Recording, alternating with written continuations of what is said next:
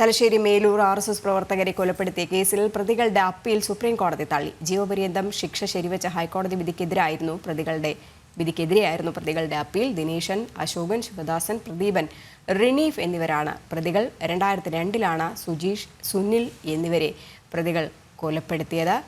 ജിഷ്ണു കൃഷ്ണൻ ചേരുന്നുണ്ട് ഡൽഹിയിൽ നിന്നും. ജിഷ്ണു, അതിക്രൂരമായ കൊലപാതകം തന്നെയായിരുന്നു. CPM പ്രവർത്തകർക്ക് തിരിച്ചടിയുടെയല്ലേ ഈ ഒരു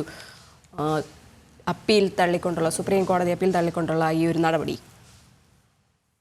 രജനി, കണ്ണൂർ മേലൂർ ഇരട്ടക്കൊലപാതക കേസിൽ 5 CPM പ്രവർത്തകരുടെ ഹർജിയാണ് ഇപ്പോൾ സുപ്രീം കോടതി തള്ളിയിട്ടുള്ളത്. കേസിൽ ജീവപര്യന്തം ശിക്ഷ 5 CPM പ്രവർത്തകർക്കെതിരെ വിചാരണ കോടതി വിധിച്ചിരുന്നു. ഇതിനെതിരെ ആദ്യം സുപ്രീം കോടതിയിലും ആദ്യം ഹൈക്കോടതിയിലും ഇപ്പോൾ സുപ്രീം കോടതിയിലും CPM പ്രവർത്തകർ സമീപിച്ചെങ്കിലും രാജ്യത്തിന്റെ പരമോന്നത നീതിപീഠവും കേസിൽ പ്രതികൾക്കുള്ള വിചാരണ കോടതി വിധിച്ച ശിക്ഷ ശരിവെക്കുകയാണ് ഉണ്ടായിട്ടുള്ളത്. 2002-ൽ RSS പ്രവർത്തകരായ CK സുജീഷ്, P സുനിൽ എന്നിവരെ വീട്ടിൽ അതിക്രമിച്ചു കയറി വെട്ടിക്കൊലപ്പെടുത്തിയ കേസാണ് മേലൂർ ഇരട്ടക്കൊലപാതക കേസ്. ഈ കേസിലാണ് ദിനേശൻ, ശിവദാസൻ, അശോകൻ, പ്രദീപൻ, റിനീഫ് എന്നീ 5 CPM പ്രവർത്തകരെയും 2006-ൽ തലശ്ശേരി കോടതി വിചാരണ കോടതി ജീവപര്യന്തം ശിക്ഷ വിധിച്ചത്. പിന്നീട് പ്രതികൾ ഹൈക്കോടതിയെ സമീപിച്ചു. ഹൈക്കോടതിയും ശിക്ഷ ശരിവെക്കുന്ന സമീപനമാണ് കൈക്കൊണ്ടിട്ടുള്ളത്. ഏറ്റവും ഒടുവിൽ സുപ്രീം കോടതിയിലേക്ക് എത്തിയപ്പോഴും ഈ കൊലപാതക കേസിൽ 5 CPM പ്രവർത്തകരുടെയും